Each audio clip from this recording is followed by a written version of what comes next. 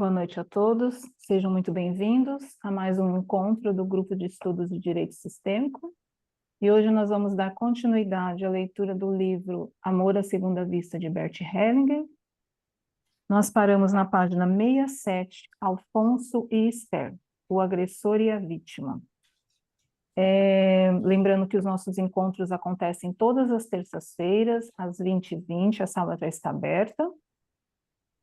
Temos um perfil no Instagram, Leituras Sistêmicas. Através desse perfil é possível encontrar o grupo de estudos, o grupo no Facebook e no Telegram. E nesses grupos nós temos o link de acesso para a reunião e também são postados assuntos sobre constelação, divulgado conteúdo sobre o tema e também sobre as leituras. Hoje nós estamos sob a orientação do René, e temos como leitor o Norberto. E antes de nós iniciarmos a leitura, nós vamos dar andamento numa reflexão que estamos já há umas 2 semanas. E aí eu já passo a palavra para você, René. Muito obrigado, Helena. Nós tivemos aí na semana passada o 6º Congresso Brasileiro de Constelações Sistêmicas, com convidados nacionais e internacionais.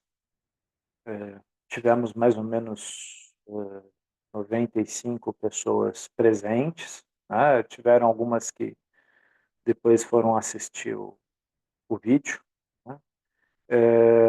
Mas entre os convidados estava Stefan Hausner, e o Stefan Hausner tinha postado há umas 3 semanas atrás, como a Helena Júlia mencionou, a seguinte frase: não podemos subestimar nossa influência no sistema. Temos todas as responsabilidades, uma responsabilidade radical. Em um contexto maior, o destino não existe. E aí eu comentei com o pessoal aqui que, se tivesse oportunidade, eu ia fazer essa pergunta para o Stefan, né? E já que o pessoal no Congresso estava lento para fazer pergunta, eu fiz a pergunta, né? O Stefan falou que essa frase, ele não falou ela dessa forma, que na verdade isso são vários pedaços de uma reflexão dele, né, que ficaram desta maneira, né? Mas tanto o Stefan quanto o João Garriga, já que o tema de nosso congresso foi traduzindo as constelações familiares como filosofia de vida, os dois focaram bastante nos efeitos terapêuticos da constelação. Então, João Garriga falou bastante sobre a questão de fazer espaço, né? Que a constelação ela traz um novo espaço, um espaço de consciência. E eu gostei muito do termo que ele trouxe, né? Nós somos um magma familiar, né? Ou seja, tá tudo junto: lealdades, informação, identificação, tá tudo grudado. E com o tempo nós vamos nos distinguir, nos diferenciar de nossos pais com respeito e com responsabilidade, tomando consciência do que é nosso e daquilo que é deles. E nessa linha, parece até que o Stefano e o João estavam no mesmo dia, mas não, eles estavam em dias diferentes. João na segunda, Stefano na sexta. O Stefan escutou isso e ele falou, olha, e essa frase tá martelando na minha cabeça, né? Jede Aufstellung bringt etwas. Toda constelação traz algo. A gente não sabe o quê, mas toda constelação traz algo. E ele fala: você pode constelar tudo.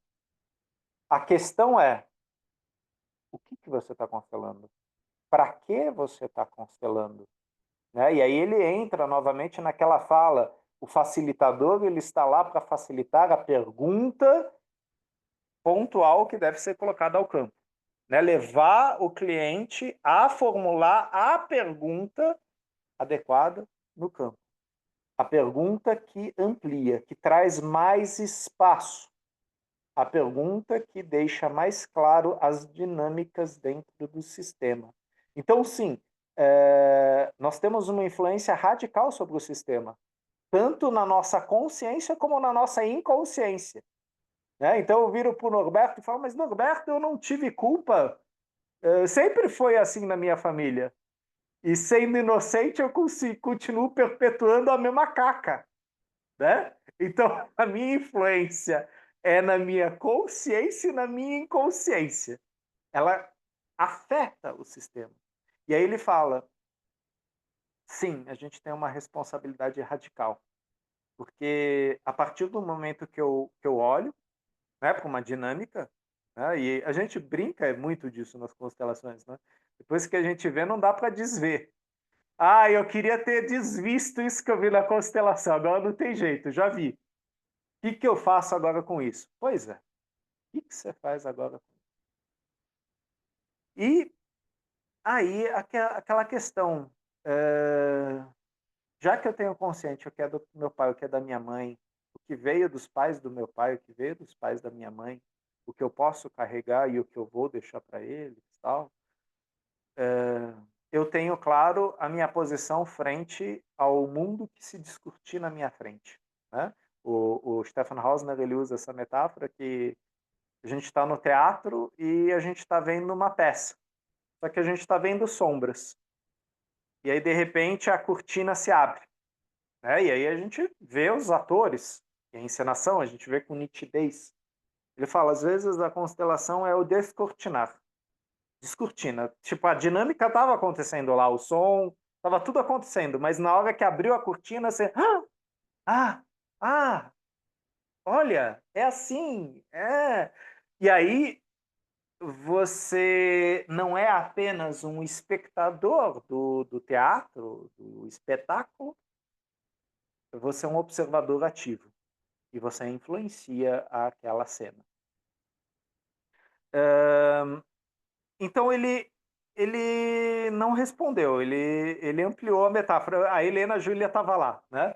Então não sei se a Helena também teve essa impressão, quer dizer, ele falou, olha, isso é um compilado de várias coisas, ele fez uma grande parábola, né? Mas ele não respondeu diretamente essa questão, e eu acho que ele precisaria de mais tempo para responder isso. Mas aí, né, fica aqui para nós esse debate. Eu vou querer ouvir também a Helena Júlia, né, o que ela compreendeu. O Norberto falou uma coisa muito legal um pouco antes da gente começar o grupo aqui. E também a Cleusa, há 3 semanas atrás, no nosso grupo, né, entre a gente, ela falou uma coisa assim que é muito precisa em relação a essa reflexão. Eu gostaria de começar com a Helena e depois passar pelos colegas aí. Renê, o que eu lembro, né, que ele comentou que isso tinha sido num contexto de uma constelação também. Né? Então, que acho que foi num workshop, né, numa constelação que ele trouxe isso. E, enfim, respondeu e não respondeu, né? A Vera acho que também estava lá, né, Vera? Se de repente ela lembrar de mais alguma coisa. O que ficou claro para mim é que tem essa. Eu até depois fui procurar nos livros do Bert, tem essa questão dos nossos emaranhamentos, né, dessa comunidade de destino. E aí eu também comecei a refletir sobre o livre-arbítrio, que, que lá na outro encontro também eu comentei. Então, até onde realmente a gente tem essa liberdade? O Renato, até eu ia levantar para pegar o livro do Renato, porque o Renato também falou disso, né, do livre-arbítrio. Então, assim, de tudo que eu li e tudo que a gente já falou, que o Stefan trouxe, cai no que a Cleusa trouxe também, do adulto, né? Quer dizer, da gente tomar consciência e que a gente, como adulto, tem que tomar uma ação. Então, por mais que a constelação traga ou apresente algo, se a gente não tomar posse, né, do nosso adulto ali e tomar uma decisão, a gente vai chamar de destino, mesmo que a gente tenha consciência, né? Porque a constelação ali, ela traz à vista o que está oculto, tá bom, tomei consciência, mas uma consciência sem ação não vai mudar. E aí o Renato também comentou sobre o livre-arbítrio, até comentei com o Renê quando ele começou a falar que eu estava em Nárnia, então eu só peguei uma parte. E esses dias eu estava pesquisando sobre esse tema e outros temas e achei no livro do Renato, que depois eu vou pegar. Até para depois eu já passar a palavra para o próximo, eu estava pesquisando, então no livro, até tirar isso aqui, Amor do Espírito, tem um trecho que ele fala do destino, né? E aí ele fala da família como destino. Então, aqui ele relata que como que a pessoa, o indivíduo, né, com a lealdade, a gente às vezes julga que a pessoa não toma uma ação, não consegue, mas que isso está naquela lealdade, né? Então, ele não tem essa liberdade de mudar o destino dele. E aí, ele fala aqui também numa outra parte do grande destino. Depois eu compartilho lá no grupo esses trechos. Do grande destino, que às vezes a pessoa, ela tá ali, ela vê, mas existe esse grande destino, essa coisa que é muito mais forte, que conduz, e aí até ele coloca aqui, então o destino assume a condução, né? Então, é mais reflexões, né? Até que ponto realmente a gente consegue, né? Dependendo do cenário. Enfim, o Stefan, ele deixou a gente, pelo menos não sei para você, René, a minha sensação que me deixou mais reflexiva ainda. No livro, já emendando o assunto, tá? Do livre-arbítrio, que eu acho que tem relação a isso, eu até achei um vídeo da professora Isabela e ela leu um trecho desse aqui, que é Histórias de Amor. E aí ela fala, ela não, né? O Bert fala do livre-arbítrio, que é um mito. Então ele fala que a partir do momento, um dos trechos, tá? A partir do momento em que os pais têm filhos, não tem mais livre-arbítrio. Mas mesmo assim são felizes.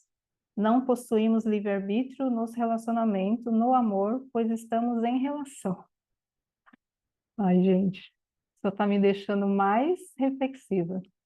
E aí E aí, ele fala que durante a constelação é o que ele mais afirma, o que ele mais vê, né? Que como a gente está emaranhado, que a gente não tem, o livre-arbítrio é limitado. Eu existe vou uma passar para você, metáfora aí René. até, Helena, né, do casamento, né, que é a questão das alianças, né? Nós estamos entrelaçados, enlaçados, destinos enlaçados, né? E aí, sim, é uma comunidade de destino. A aliança que eu coloco no dedo do meu parceiro, da minha parceira, eu e você vamos lidar com essa coisa que eu e você carregamos, né? Já que eu estava com pouco problema na minha vida, eu vou dividir com você os seus também. Olha que coisa boa! Maravilha! O Renê, e é que interessante que agora eu lembrei da fala da Vera, que não está aqui hoje. Aquela história que ela falou assim, não, eu tinha que fazer tal coisa, eu resolvi passear e na hora de passear encontrou alguém, né? E aí, gente, aí eu fico com essa interrogação do destino, né? Porque naturalmente começou a vir informações para mim, e aí eu comecei a descobrir algumas similaridades entre do meu segundo marido, da família dele e da minha. Então, tipo, região que a minha avó nasceu, o pai dele nasceu, não sei quem nasceu. E assim, não é São Paulo. Eu, por exemplo, frequentava um lugar no centro de São Paulo que era onde ele morava. E assim, né? Então, até que ponto a gente realmente está livre, né? E aí, só para concluir minha fala, para passar para os demais, o que me deu um pouquinho de calor no coração e de conforto foi o que eu li aqui no livro do Ordens do Sucesso, né? Que ele fala os movimentos do espírito. Então, ele fala assim, que Aristóteles observou que tudo que existe se movimenta e que também nesse movimento não procede de si mesmo. Então, assim, e aí ele questiona, eu vou só resumir, tá, porque é longo, e aí ele questiona, assim, que para muitos surge a pergunta, o que acontece com o livre-arbítrio? Então, ele fala que também é um movimento do espírito, né? Então, que seja lá o que for que decidimos com ele, não pode estar nem a favor nem contra esse movimento. Então, me deu um consolo, assim, de que, assim, o movimento do espírito é algo que eu tenho aprendido a confiar muito. Então, se realmente a gente não tem livre-arbítrio, tanto, né? Mas que isso está sendo conduzido por uma força maior, aí eu confio que tudo vai dar certo no final. E é isso. Desculpa se eu me alonguei, tá? Imagina. Norberto, você gostaria de dividir com a gente a sua reflexão sobre livre-arbítrio, por favor? Ah, é, desde que eu comecei a entender muitas outras coisas, que não só desta vida, mas de outras, existe uma colocação de que nós temos o livre-arbítrio.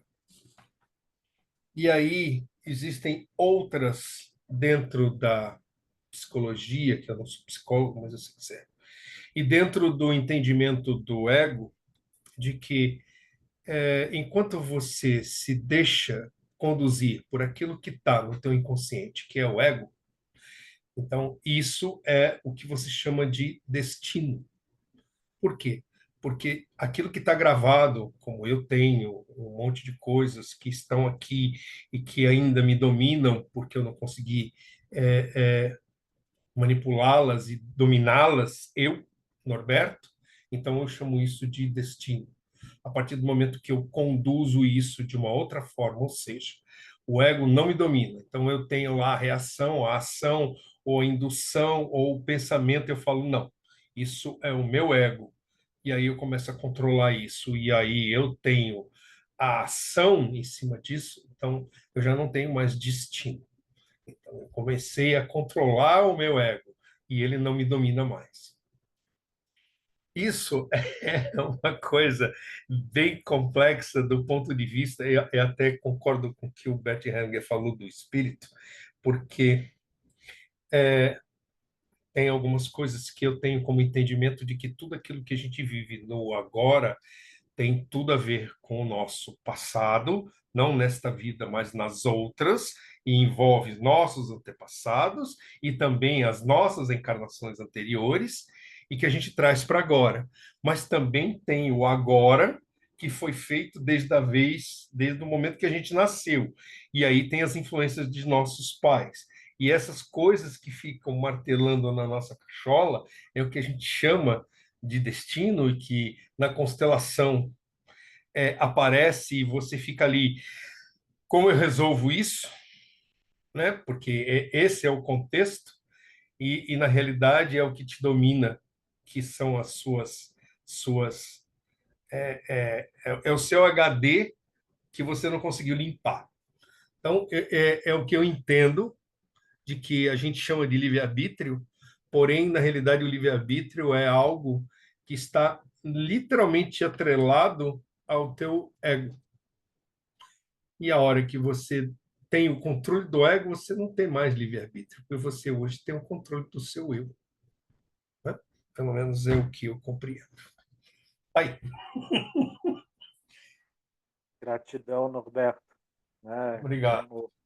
Como fala a psicologia indiana, muito antiga, não existe ego. Né? Então, quando eu chego Psicologia nesse indiana. vazio, É isso aí. né? Quando eu chego nesse vazio, nesse total vazio, eu não me preocupo com o caminho. Eu sou o Não, caminho. eu vivo agora. Esse aqui é o difícil. E querendo ou não, Hellinger falava disso já. Né? Ele apontava isso nas parábolas que ele fala do sábio. ele aponta, e várias vezes a gente leu aqui a questão do lugar vazio, da importância do facilitador atuar desse lugar vazio. Só que é um lugar difícil porque ele é solitário também, Sim. além de outras coisas. Tá? Mas isso não são afirmações, são reflexões. Tá? Sim. Muito bem. Cleusa, você gostaria de contribuir?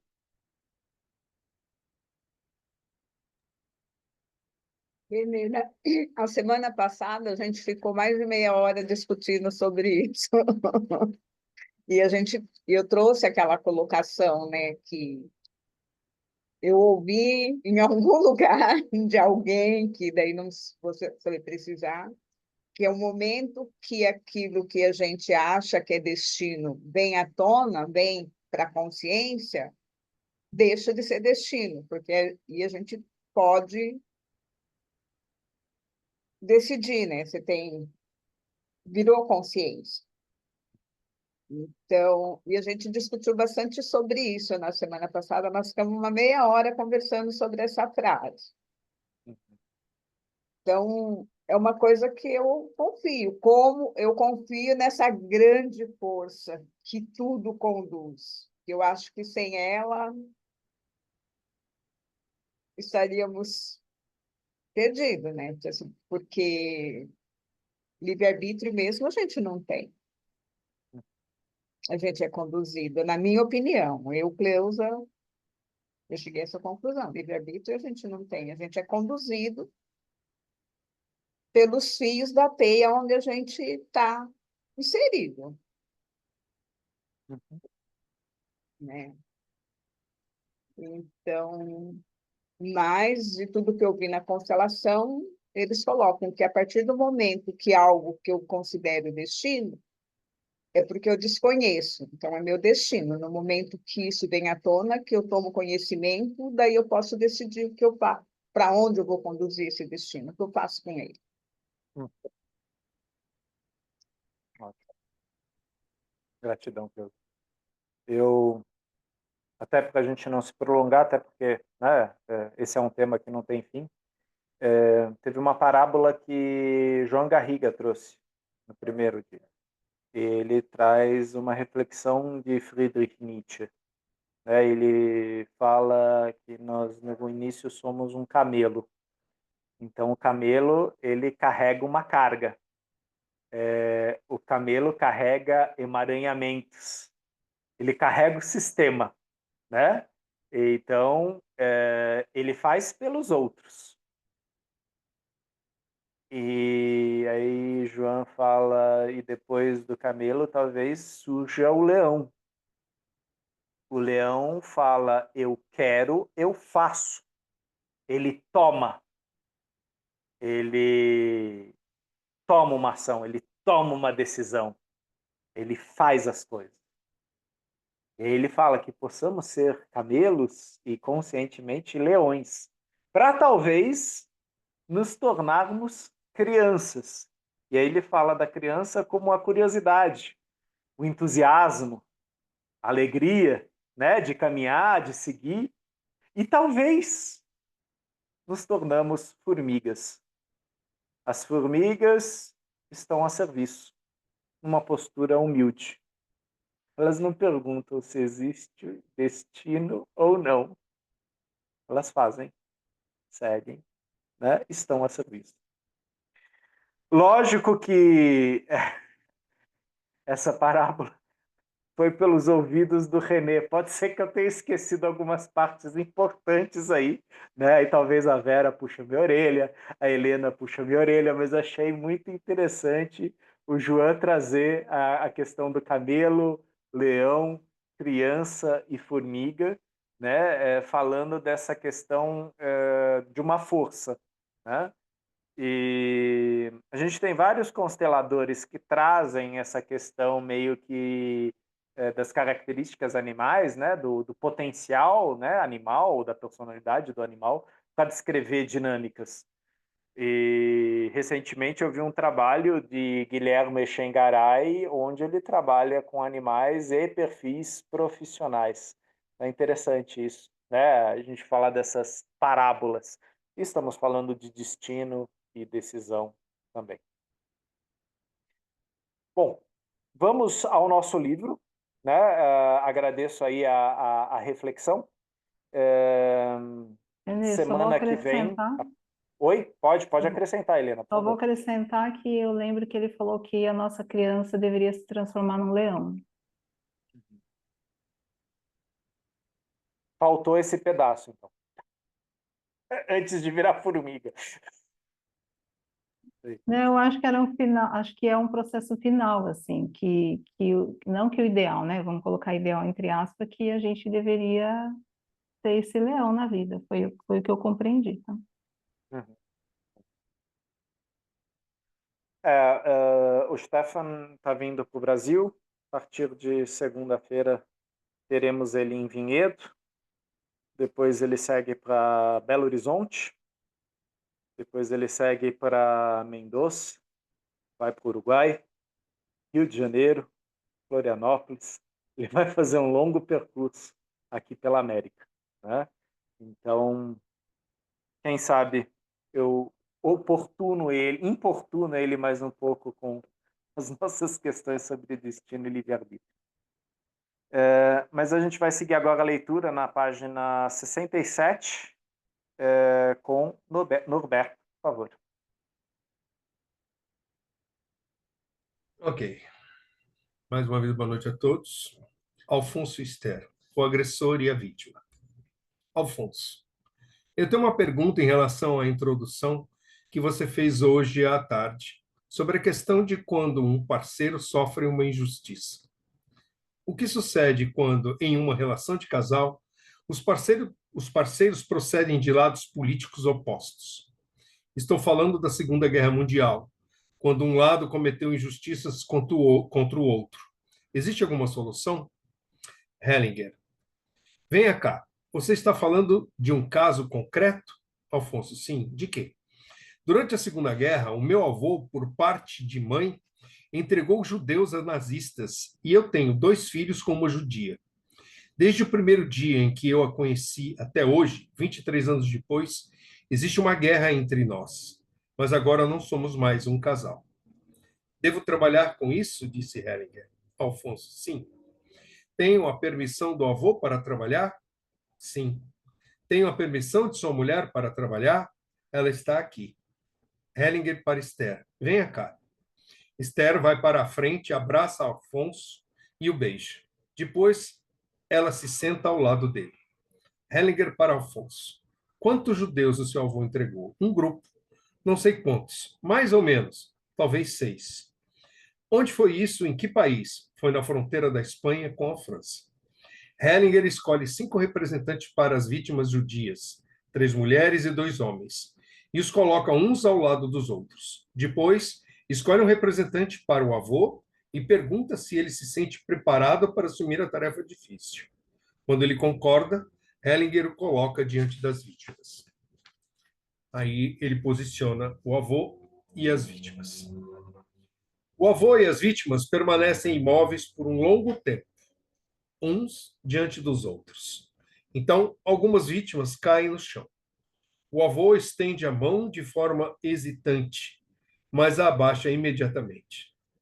Depois, a segunda vítima segue bem lentamente em sua direção, olhando às vezes para trás. Quando ela se encontra a cerca de 1 metro distante dele, abre os braços. O avô dá um pequeno passo em sua direção e começa a se curvar lentamente diante dela. Ela baixa os braços e os coloca no peito. Acaricia os seus cabelos com as 2 mãos, enquanto ele está diante dela, profundamente curvado. Então se aproxima até que a cabeça do homem repouse em seu peito e sua cintura. Ela acaricia sua cabeça e ele, repousa o seu peito e os coloca os braços em torno de suas costas. Ele coloca os seus braços em torno de sua cintura. Ela acaricia sua cabeça e ele se ajoelha lentamente. Ele se inclina muito lentamente até que a sua cabeça toque o chão. A vítima faz um pequeno passo para trás e ele estende os braços para a frente, tocando assim os seus pés. Após um tempo, ele se ergue novamente e a olha nos olhos. Ela estende as mãos em sua direção, palma suas mãos e o puxa lentamente para cima. Quando estão um diante do outro, olham-se nos olhos. Ainda se seguram pelas mãos, e então a vítima segue em sua direção e se abraçam longamente. Após um tempo, o avô estende a sua mão esquerda em direção às outras vítimas. A segunda vítima vira junto com ele para as outras vítimas. Enquanto isso, eles ainda se seguram por trás. Então, se aproximam das outras vítimas, que nesse meio tempo estão todas deitadas no chão. A primeira vítima bate alternadamente com os dois punhos no chão. A quinta vítima se ergue, está de joelhos, e se curva em seguida até o chão. O avô vai até a primeira vítima, olha longamente, fica de joelhos, e se curva profundamente e começa a soluçar em voz alta. Ela para de bater com os punhos no chão e coloca uma mão no braço do avô. Em seguida, coloca os braços no peito e fecha os olhos. Enquanto isso, a segunda vítima também se deita no chão. A quinta vítima se ergue e olha para o avô. Hellinger conduz Alfonso, que soluça em voz alta, até a constelação e coloca Esther ao lado dele. Hellinger para Esther. Quantos filhos vocês têm? Esther, 2. Hellinger. Meninas ou meninos? Meninas. Hellinger escolhe 2 representantes para as filhas e as coloca ao lado dos pais. Hellinger coloca Esther ao lado do avô de seu marido. Ela se ajoelha ao lado dele e se curva com ele diante da primeira vítima. Os dois se seguram pela mão. Então ela coloca o braço em volta dele e acaricia sua cabeça. O avô agora se deita no chão. A terceira, quarta e quinta vítimas sentaram-se nesse meio tempo. A segunda filha chora. Alfonso também chora. O avô se deita ao lado esquerdo da primeira vítima. A terceira, quarta e quinta vítimas se levantaram. Em seguida, Hellinger conduz Esther para diante de Alfonso. Alfonso junta as mãos e se curva diante dela. Ele se ajoelha lentamente, curva-se até o chão e chora em voz alta. Assim permanece por um longo tempo. As filhas se abraçam por trás. Após um tempo, Esther vai até as filhas e as conduz até Alfonso. Hellinger. Após um tempo, para Afonso. Agora levante-se. Ele se levanta e olha para sua mulher e filhas. Elas se olham mutuamente. Hellinger para Esther. Diga-lhes, aqui eu fui o agressor. Esther, aqui eu fui o agressor. Hellinger, diga a seu marido. E você foi a vítima. Esther, e você foi a vítima. Alfonso respira profundamente. Hellinger para Alfonso. Permaneça forte. Hellinger para o grupo. Esta é a estranha inversão. Quando um agressor não é respeitado, vai ser representado exatamente por aqueles que acreditam estarem representando as vítimas. Por isso existe em tantas famílias judaicas um filho que tem que representar os agressores, apontando para Esther. Ela é uma criança que representa os agressores. E ele, Alfonso, representa as vítimas. Para as filhas. Vão um pouco para o lado. Afonso e Esther estão um diante do outro e se dão as mãos. Hellinger, após um tempo, para Alfonso. Ela só se tornará suave se você a amar da mesma forma como aquela vítima amou o agressor. Eles continuam segurando-se pelas mãos. Então Afonso vai até Esther e a abraça. Esther permanece dura.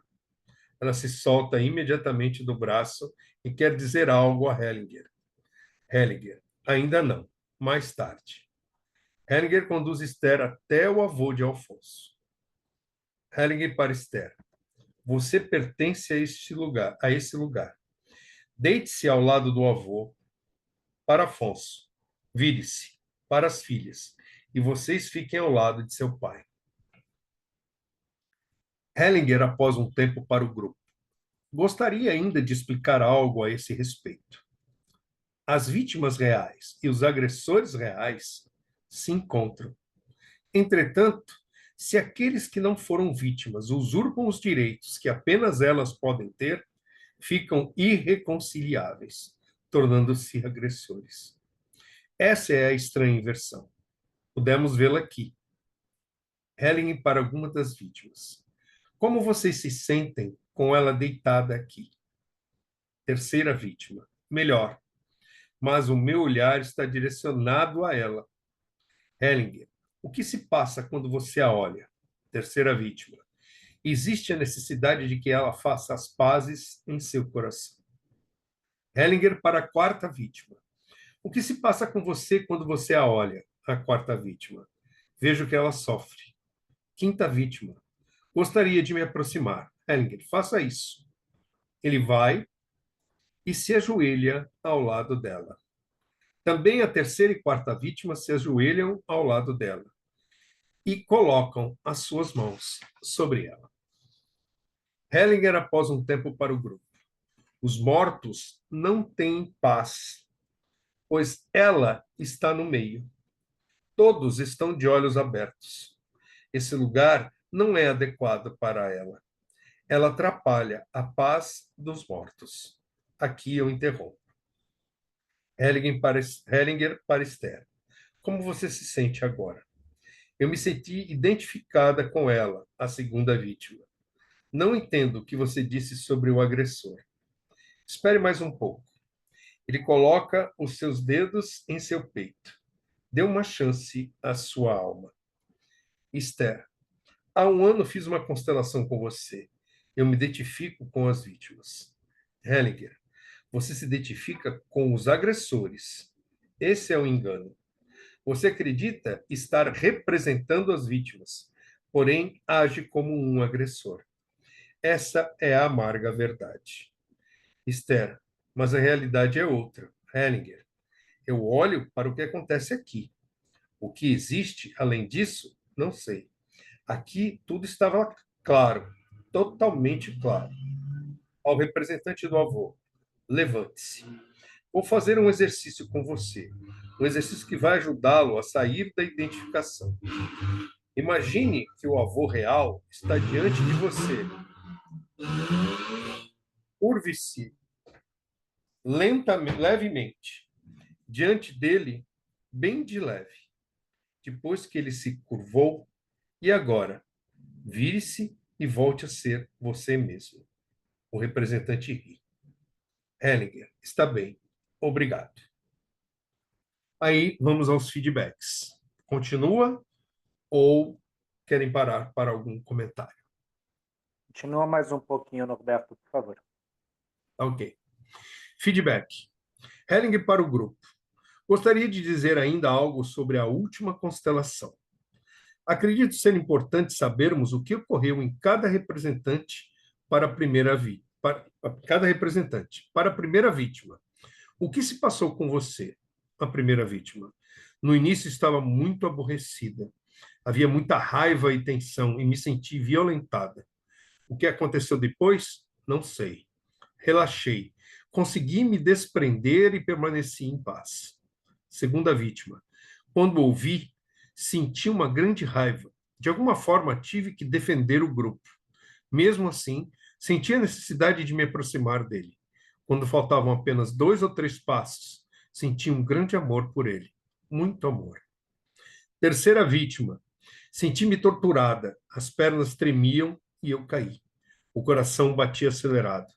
Depois, senti paz. Quando nos levantamos, tinha sentido a necessidade de me levantar de novo.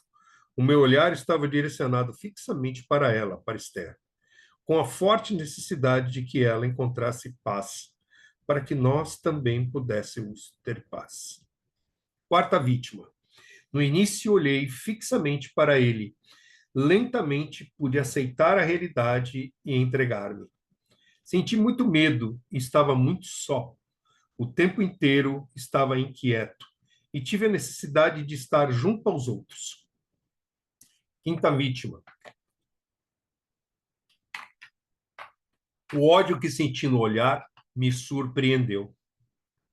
Estava paralisado, com muito ódio. As dores que senti na garganta, na nuca e no corpo todo forçaram-me a me contorcer. Tentei encontrar uma posição que não doesse. De repente percebi que a única posição na qual poderia me sentir livre de dores seria de me entregar. Senti também que tinha uma grande resistência em me entregar definitivamente. Necessitei do apoio de uma outra pessoa para fazer isso. Então recebi força dela. Assim, o último gesto foi livrar-me desse peso e me libertar. Representante do avô. No início senti grande desprezo. Vi que eles estavam por baixo, pequenos. Quando aquela vítima se aproximou de mim, meu primeiro impulso foi afastá-la, mas não consegui. Era como um confronto. O amor dela me conduziu, por fim, à dor. Esse foi o desespero mais profundo que já senti em minha vida. Tive a necessidade de ajoelhar-me diante dela. Então olhei para as outras vítimas. Senti uma grande tristeza, uma grande dor, principalmente em relação a ela. Assim caí mais profundamente na dor e no desespero. Tive um grande respeito diante das vítimas. Mal conseguia me aproximar delas. Para isto, precisava primeiramente da permissão da vítima que tinha se aproximado de mim. Com essa permissão, com esse empurrão, pude finalmente aproximar-me da outra vítima. Estava claro, tive de me jogar no chão diante dela com muita dor e muita tristeza. Isso foi muito duro. Então pude me aproximar dos outros, mas também apenas com muita dor. Tive muitas imagens. Não posso realmente precisá-las, mas são imagens de sofrimento. No final, pude finalmente deitar-me ao lado daquela vítima, mas a minha mente ainda estava inquieta. Não conseguia encontrar a paz, a plena paz. Tudo isso era muito duro. Hellinger para a segunda filha. O que passou com você?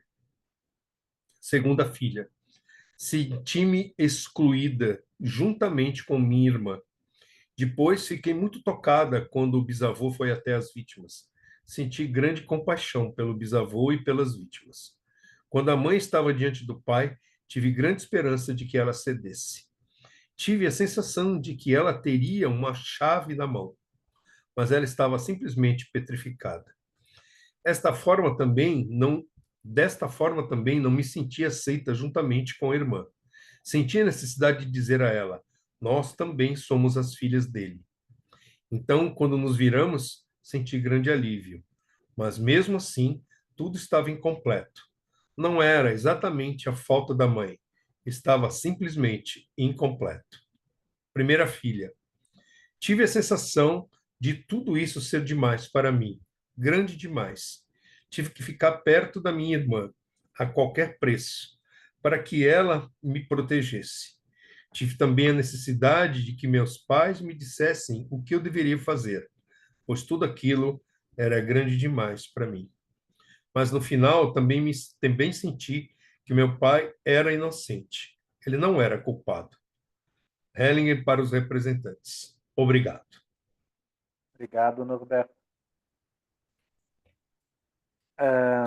Aqui vocês têm um exemplo daquilo que a gente pode chamar de constelação clássica.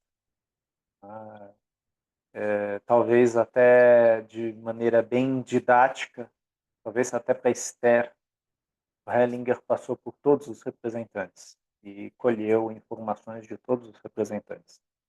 Uma das coisas que a gente teve também no Congresso, a gente teve a fala do professor Renato Bertatti, e o Renato Bertatti contou um pouco sobre o percurso de Hellinger. Falou da constelação clássica, dos movimentos do espírito, das novas constelações.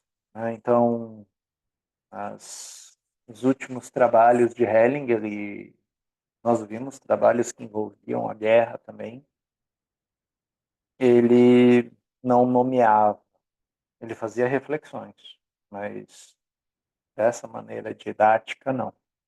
A gente sentia, né? E a gente percebia com quem no campo a gente estava identificado, quem ressoava em nós. E às vezes a gente seguia com esse ressoar por todo o treinamento, né? Às vezes de um módulo para outro, de alguns modos, às vezes durante a formação inteira, a gente ficava com esse ressoar e deixava aquilo se assentar. Essa sensação que a primeira filha refere como incompletude, né? A incompletude ela aponta para de que algo no sistema ainda está excluído e ainda precisa ter movimentos. Muito interessante também a forma como vocês percebem que Hellinger segue nessa constelação, pedindo autorização para trabalhar, né? Do cliente, do avô do cliente, da esposa do cliente. Aí ele fala, não, ela está aqui, ele chama ela para o palco, né? Porque se trata também de uma constelação de casal, né? E das implicações disso sobre os filhos, né? Ou seja, essa constelação, né, do Alfonso e da Esther é um exemplo bem interessante da postura, né? E como o Hellinger demonstrava para nós essa postura do facilitador, né?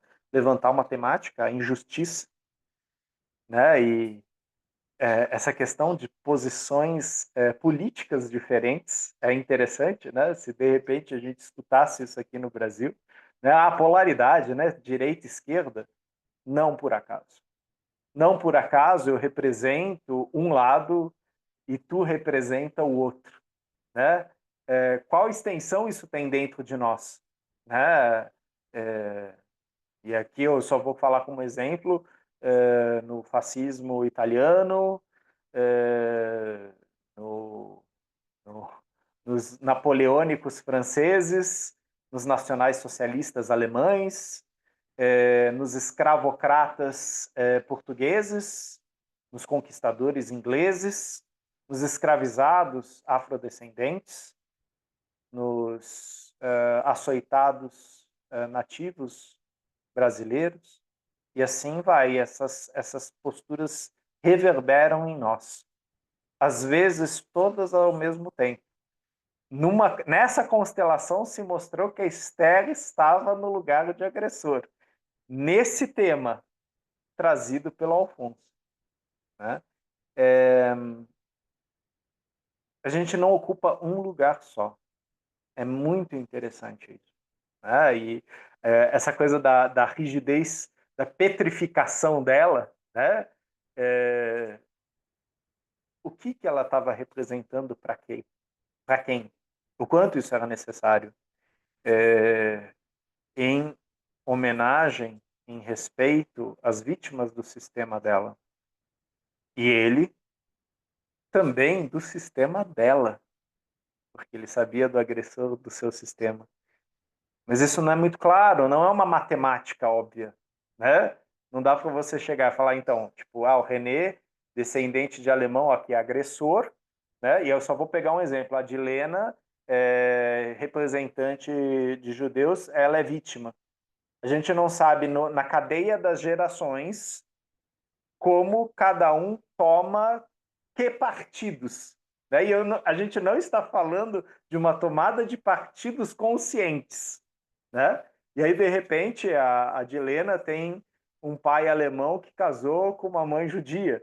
O René tem um pai austríaco que casou com uma mãe índia. E aí a gente vê várias faces da vítima e do agressor, que é o título desse case aqui. Vítimas e agressores, né? Todos nós as temos no nosso sistema. E não é uma coisa óbvia, né? Não é não é cartesiano, né? Ah, você é alemão, logo você é nazista, né? E a gente sabe que se cai nesse cartesianismo, né? Só que como acontece com muitos, como, por exemplo, eu, quando eu fiz um estudo, né, da árvore genealógica, genético, a gente se descobre, olha só, quantos judeus há no meu registro genealógico, né? Nós não somos puros. A noção de pureza foi um conceito, né, ariano, né, de um sistema autocrático aí.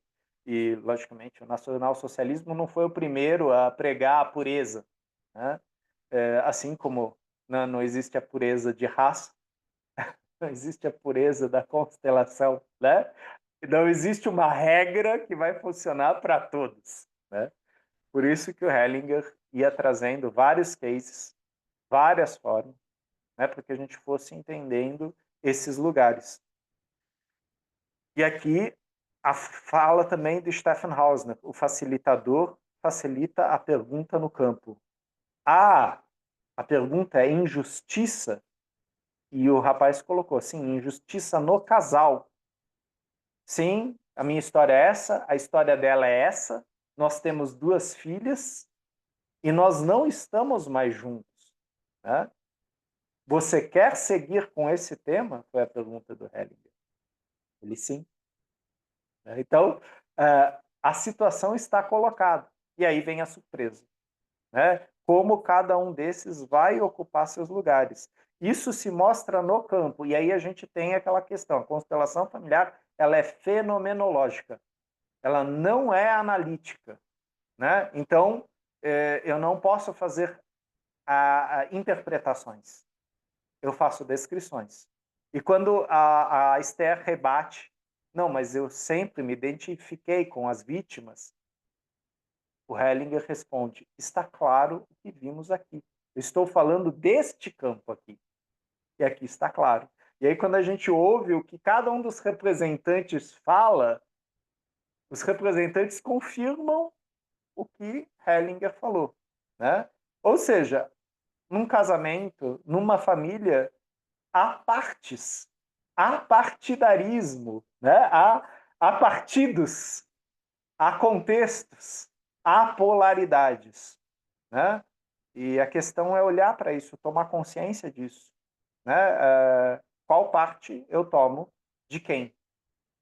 Para mim, as lealdades invisíveis, né? Então, sim, numa guerra, e não precisa ser a Segunda Guerra Mundial, né? Se nossa família passou por uma guerra, passou por conflitos, e esses conflitos geravam divisões, separações, exclusões, os posteriores vão representar isso, né? Porque o sistema está incompleto. E uma das frases do Hellinger que a gente já leu aqui, agora não lembro em que livro foi, é: a constelação familiar, ela traz junto que antes foi separado, apartado, né? Então, na hora que você coloca um soldado alemão ou um representante do partido alemão e um representante das vítimas judias, você tem 2 polos. E você tem, ao mesmo tempo, 2 seres humanos, olhando para as consequências de seus atos na linha da família que seguiu depois. Existe aqui um relato que a gente já fez, né? Eu vou fazer de novo, né? Eu acho que a gente não colocou isso lá no grupo, Dilena.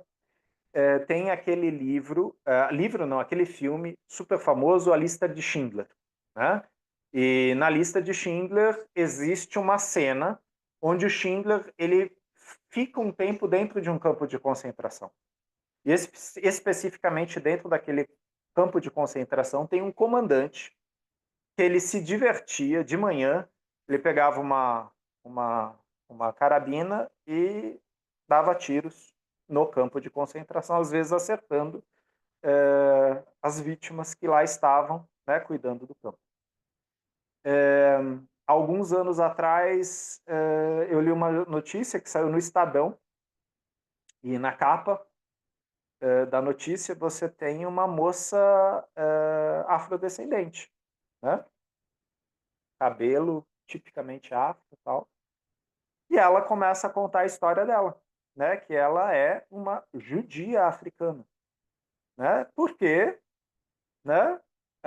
O avô dela, tal, casou lá na África com uma mulher, né? Então, sim, por um lado judeu, por outro lado pertencente aí ao povo africano, né? Não lembro exatamente qual lugar da África, mas ela resume a história. Ela fala: quando eu assisti a lista de Schindler, eu tive uma crise e chorei muito. E aí depois ela descobre que aquele comandante retratado no filme é o bisavô dela. Ou seja, a cadeia. Né? Isso depois aparece num filme. Né? Então, quando a gente assiste o seriado Uma Nova Mulher, né? Que as pessoas estão lá constelando e passam um filminho, aí você fala, nossa, a constelação é um filminho. Na cabeça das pessoas, é como se fosse um filminho. A constelação ela não tem filminho, são lugares. Só que é incrível como esses lugares, ocupados pelos representantes, eles desenrolam um filme dentro da gente. Um filme de conflitos, de lealdades, de dor. Né? E aí, uma outra frase de João Garriga, trata-se de olhar para a dor, mergulhar na dor, transformar a dor, curar a dor. Você, não os outros. João Garriga ele fala isso claramente. E aí a gente tem a responsabilidade radical falada pelo Stefan Hausner. É você que vai olhar para essa dor. É você que vai mergulhar nessa dor. Imagina a dor do Alfonso olhando para isso. Imagina a dor da Esther olhando para isso. E retrucando com o Hellinger fala, tá claro, te viu. Imagina você ter que, né, lidar com isso, processar isso, né? Quem já passou por isso em constelação são algumas noites não dormidas e, ao mesmo tempo, algo dentro da gente, finalmente, finalmente, você viu. Finalmente chegou. Né? E nem sempre a gente sabe quem está dizendo isso, mas a gente sente no corpo que alguém respira aliviado. Alguém foi visto, foi escutado, foi sentido. Às vezes pela primeira vez depois do que aconteceu. Né? Um extermínio, um assassinato, uma aniquilação. Muitas pessoas desaparecem, sem registros. Mas, no nosso corpo, eles estão. Essa é uma das formas da gente falar dos campos morfogenéticos de Rupert Sheldrake. Né? Bom, fiz aí uma elucubração, uma extensão. Né? Vou deixar para a gente debater da próxima vez junto com a Cleusa. Teremos mais 2 encontros esse ano.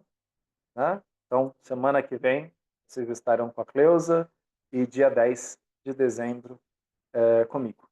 Né? E aí a gente vai fazer uma pequena pausa. Né? Logicamente, essa pausa não implica em que vocês parem de escrever e de... Dia 3? Fala para mim, Dilema, desculpa. Desculpa, 3 encontros, 3 encontros. porque até o dia 10. Sim, sim. Tá, eu fiz confusão. Né? Não, então termina com a Cleusa. Sim, termina com a Cleusa dia 10.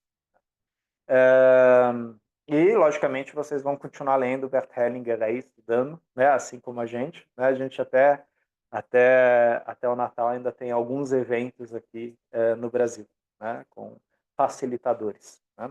O que foi muito importante nos nossos últimos encontros foi a força das constelações no Brasil e as falas dos facilitadores brasileiros, né? Representados também no Congresso, através Maria Raquel Moura, Tônio Luna, Renato Bertatti, entre outros, né? Cristina Florentino, que hoje a Adilena também compartilhou, né? Tivemos muitos expoentes importantes falando aí das constelações familiares na psicologia, no serviço social, dentro das empresas, na medicina, né? Então, um campo muito forte, né? Vamos seguir aí nesse campo.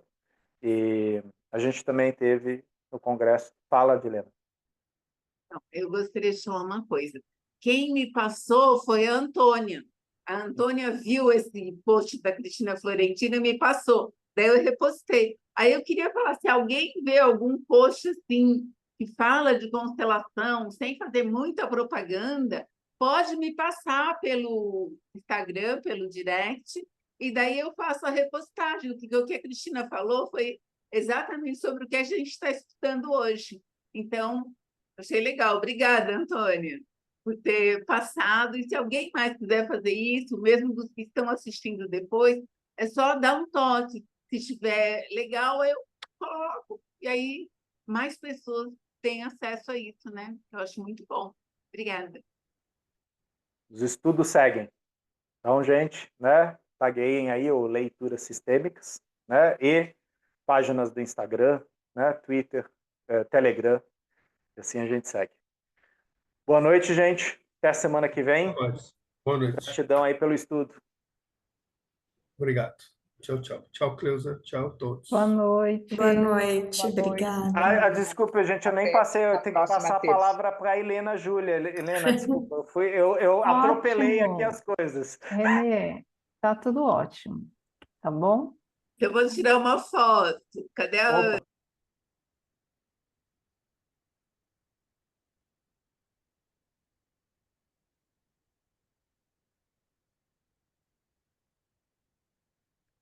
Gente, bom descanso a todos e até terça-feira que vem. Tchau.